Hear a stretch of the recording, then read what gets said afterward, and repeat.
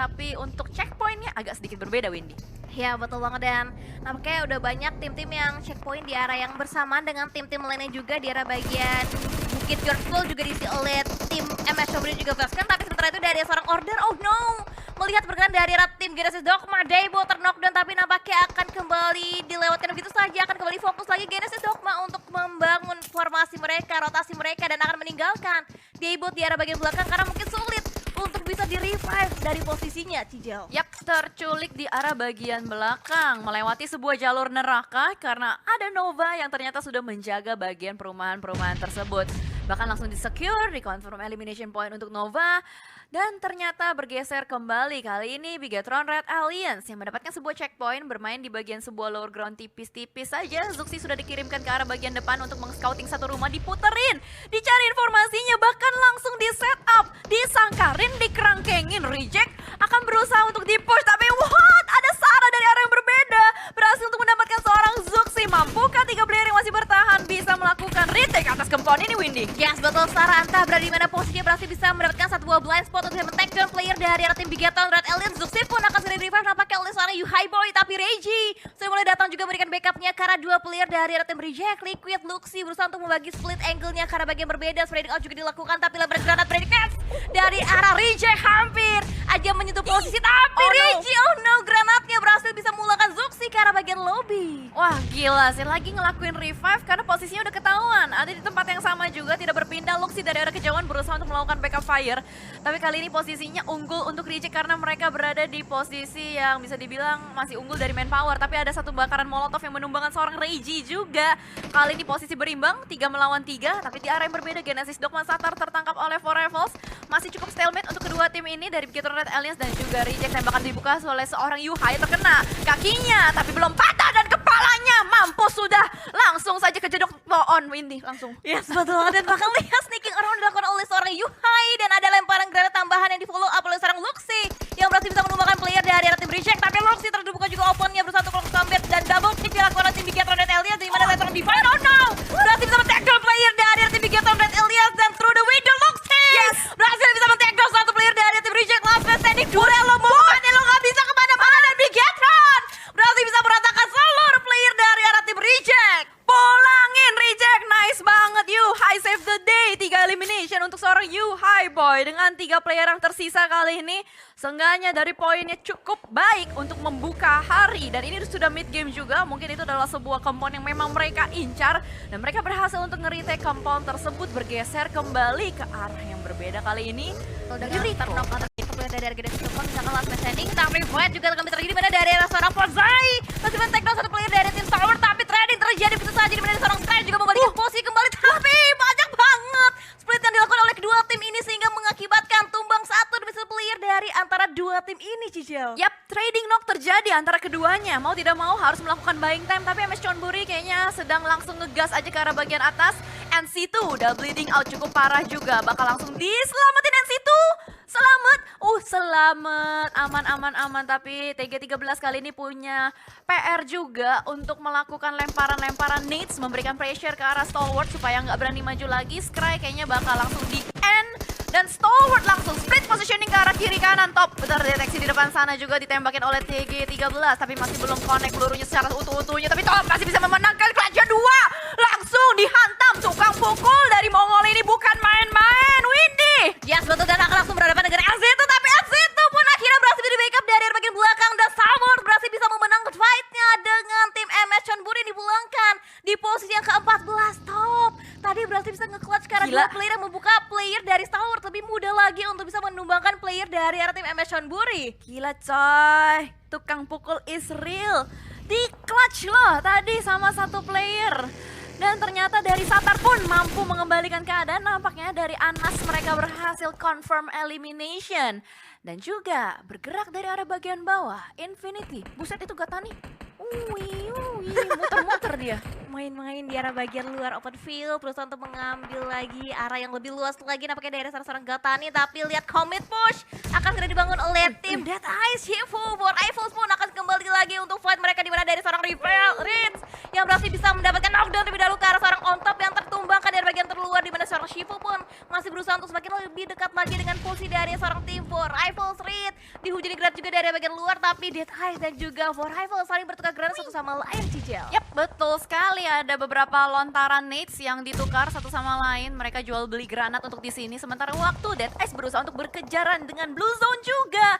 Ini adalah zona yang udah cukup menyakitkan, tidak mau ditebelin lagi pastinya juga. Tapi For Rivals membentuk sebuah benteng yang sangat sakit turun untuk kena tembakan. Yang dari arah yang berbeda, ada Rico juga mengganggu pergerakan mereka berdua. Rumah tangga yang sudah dibangun sedari tadi bakal langsung didatengin sama seorang Fidan. Woi, gila FOMO ini kayaknya dari Rico, pengen ikutan juga dari arah bagian bawah. Tapi For Rivals hanya tersisa satu player aja dari Epi. Sedang berusaha untuk berdansa juga, berusaha untuk menyelamatkan seorang diri. Dan di mana dari Epi kayaknya masih bisa kabur, dilemparin lagi. Molotov dari seorang Shifu ditembakin juga, dan bye-bye For Rivals. Yes, For Rivals di belakang di posisi yang ke-13 untuk saat ini, dan Dead Eyes kembali lagi menambah pundi-pundi poin mereka untuk bisa kembali memperkokoh lagi posisi mereka. Tapi Fidan lihat akan coba dikira berapa prediksi, tapi justru malah turun Love yang granat lebih connect lagi ke arah tim Rico. Tertumbang sudah satu player, tapi pick up pun Salward nampaknya tidak bisa selamat dan dipulangkan di posisi yang ke-12 untuk saat ini. Granat ditukarkan satu sama lain, tapi nampaknya Ariati Satar hampir aja terkena granat dilontarkan oleh seorang Esketon. Buset, itu granat dilemparin, ditimpuk-timpukin, udah kayak batu aja. Tapi Satar as the last man standing. Oh no, Esketon needs-nya connect ke arah Satar. Nice try untuk Genesis Dogma. Sementara kita juga masih bakal fokus dengan 10 tim yang masih bertahan di sini. Infinity kayaknya udah mulai dipukul-pukulin sama semua tim dari arah belakang. Kali ini Infinity yang cukup terdesak posisinya. Satu persatu playernya ditumbangin dan juga Cryptix. Ada YOLO movement yang dilakukan dan langsung aja balasan menuju ke Tony Kurniawan di depan sana. Masih bisa ditembakin kembali, tapi Cryptix pun nggak bisa bertahan lebih lama karena ada El Chapo sebagai last man standing juga yang masih bertahan merangkak dari bagian bawah. Tapi Fast Clan punya sebuah benteng, mereka bisa melakukan revive, mereka bisa melakukan buying time terlebih dahulu, Windy. Yes, betul. Dan nampaknya dari arah seorang El Chapo juga sudah mulai mempop out beberapa buah smoke untuk bisa memberikan backupnya dan juga nge-revive rekan satu tim mereka. Tapi Yuhai Boy dengan granatnya berhasil bisa men-takedown lagi player yang tepat di depan mereka. Tapi vehicle explosion memulangkan Infinity di posisi yang ke-9 untuk saat ini, Cijel. Nah, Infinity akhirnya terkena batu sandungan, tapi mereka masih cukup baik poinnya, berada di klasemen atas juga. Dan Cryptix nggak bisa bertahan lebih lama lagi, dipulangkan secara utuh oleh Face Clan. Tapi lihat, BTR kayaknya berhasil untuk memporak-porandakan The Xavier. Satu persatu player The Xavier dipulangin juga. BTR masih berada di bagian belakang. Itu di tengah ya dia? Dia di tengah kah? Di tengah. Oke, dia punya tengah, dia punya zona, tinggal gimana caranya mereka ngekontrol, bahkan mereka melakukan split yang sangat berjauhan.